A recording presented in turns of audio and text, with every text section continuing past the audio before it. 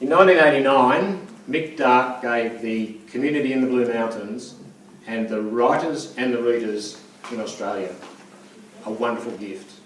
He gave them what had been his parents' house. He gave it to a newly formed charitable trust, and it was going to become a writer's centre. Now, Mick's parents were, of course, Eleanor and Eric Dark. Eleanor Dark was one of the finest and foremost Australian writers of the 20th century. Eric Dark was a local Katoomba GP, but he was what we would call these days an environmental or social activist. He's a bit of a red ragger, actually. So that gift became Varuna, the National Writers Centre. And in Katoomba, we have the honour of having a residential writers program where new and emerging writers, poets, illustrators can come. We have a residential writing program, we have development, and what we have most of all for the writers is no kids, no cooking, no cleaning. They can just write. So, a gift like Mick's comes with responsibility because it's something that needs to be maintained. We have to raise funds, we have to make sure that the writing programs are appropriate, we have to make sure that everything's going along fine. To do that, we have a board of directors at Varuna. And we're charged with the custody and the stewardship of Mick's gift. So the Varuna board is just one of over 600,000 boards of directors and committees of management of all the non-profits, big ones, little ones, throughout Australia that are charged with doing the things that governments can't always do or the things that just need doing to address the needs that we've got in our society. Those boards have to govern their organisation. So what's this governance thing anyway? Like, I don't know about you, but I get pretty sick of hearing the same terms over and over again. Corporate governance, lack of governance, failure of governance. It's getting to be a bit like mandatory detention. You know, you hear it so many times you just kind of focus out. But in a not-for-profit organisation, governance forms a really important part of what we're doing. And a great example of that is something like Mick's gift. Because what we're dealing with, pretty exclusively in the not-for-profit world, is other people's money. And that has a responsibility that's attached to it. It's money that's been given by the little people who kick in 10 or 15 or 50 bucks. It might be a big government grant, so it's everybody's money that's coming to it. It might be a gift of an asset like Mick's given. We are charged with looking after other people's money. So, how would we do that in a circumstance where we're not getting paid for it? I've been hanging around boardrooms one way or another for over 20 years. I've been pretty up close and personal with not-for-profit boards and not-for-profit organisations as a funder or a director or a company secretary or even a worker for the last 10 or 11 years. And what I've seen from having been involved with those organisations is the important thing is to be doing governance with heart. Why heart? Well, firstly, it's about the people. It's about the people who give their money, big amounts or little amounts. It's about the people who volunteer and work in the organisation. And it's about the people that we're doing it for, or the recipients, the beneficiaries of the work we do. And secondly, it's about the cause. So if you're involved with not-for-profit, if you're working not-for-profit, either you don't get paid at all, or if you do, you don't get paid like you do in the big bad corporate world. So, the not-for-profit sector is fueled by passion. And you can't have passion without heart. And that's why it's governance with heart. So, at the Varuna board, we've been working over the last 18 months to make sure that we're capable of delivering what we need to the writers and aspiring writers and readers of Australia. Make sure that our board is going to be capable of this governance with heart. And we've been focusing on 5 things that we think are really important to be clear about, so that when we're doing what we're doing, we can be delivering it with heart. So the first one is who. So who's on the board? How do you get the right people on the board? Sometimes it's about how do you get the wrong people off the board. So I don't know if this will sound familiar to you, but it's like, hey, I know somebody who'd be really good on our board. He's a mate of my brother's and he's a really good bloke. Well, he might be a really good bloke, but does he have the skills, the knowledge, the experience, the personal qualities that a board would need to be delivering on the mission that it's got? So what we've done very consciously is to look at the sorts of skills and experience and knowledge that we'll need if we're going to be able to fulfil our strategic objectives over the next 3 to 5 years. When we've got that list, we look to see how well it's covered and then see what the gaps are. And when we recruit a new director for the board, we only recruit into those gaps. And I have to be really emphatic about that, recruit into the gaps. So that's getting the right people on the board. Getting the wrong people off the board. Well, I did a series of workshops around Australia about 3 years ago. We went around the country, we were talking to the directors and the CEOs of charities. And we took a little straw poll at each workshop we ran, because what we wanted to find out was who had the longest serving director on their board. The record was 38 years.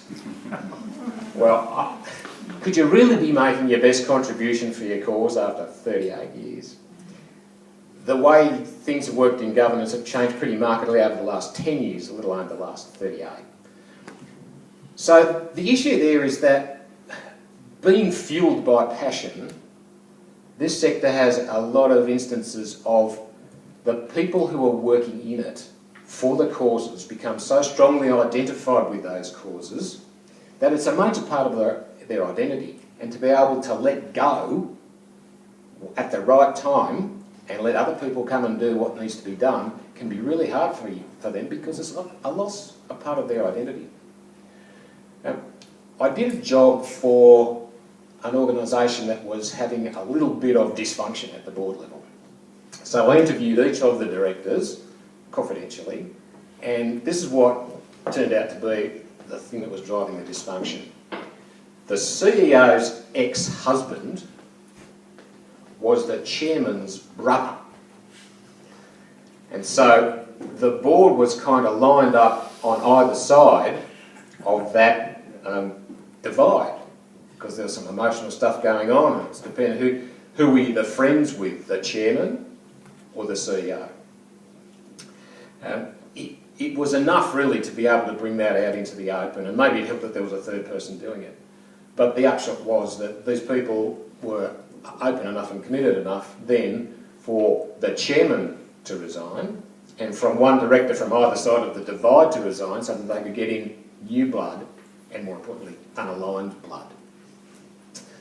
So I've also seen that when you've gone to the trouble of working out what your knowledge and skills and experience are that you need on the board, and that there's an open discussion with the board about that, then most often people will self-select off the board without there having to be dramas, because they can see pretty clearly that that's not what they're there for. So that's who.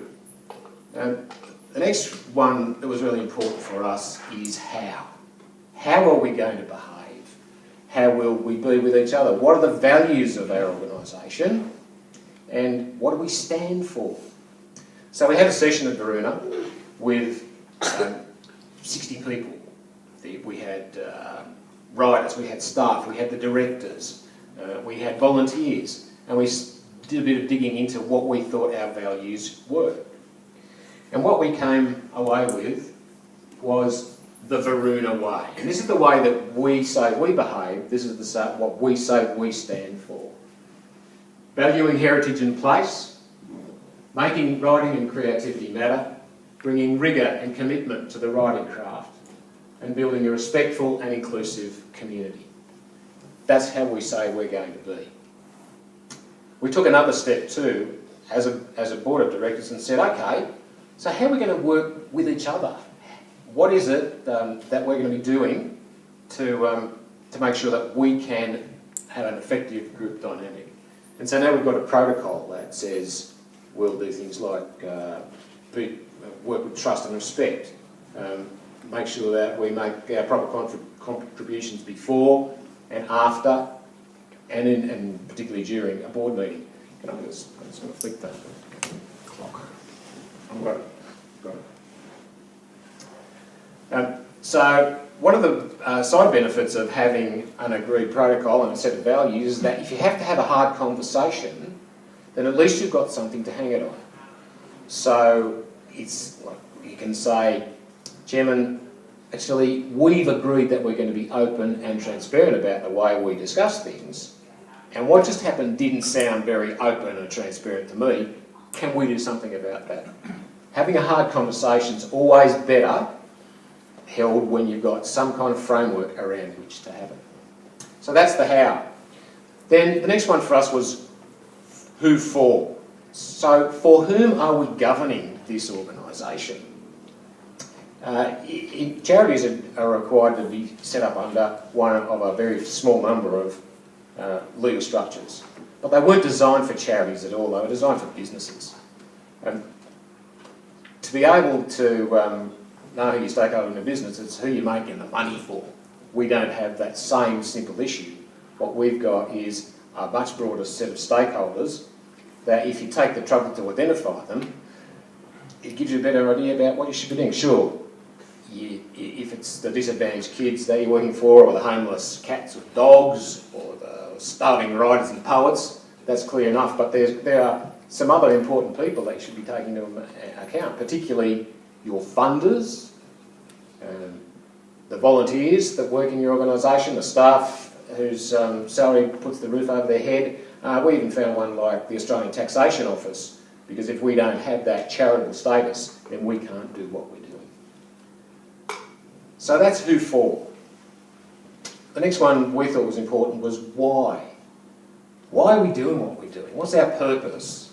Why do we get out of bed in the morning to apply our time and our energy and maybe our money to what we're doing? We have a clear understanding at Varuna that what we think is valuable is that there is some benefit to our society from there being quality Australian literature. And so what we do is focus towards that. So when we have to look at what is important for us to be spending our time on, then that's where we get down and dirty. We also have a set of objects in our constitution that says these are the things that this organisation is set up for, which is really a good articulation of our purpose.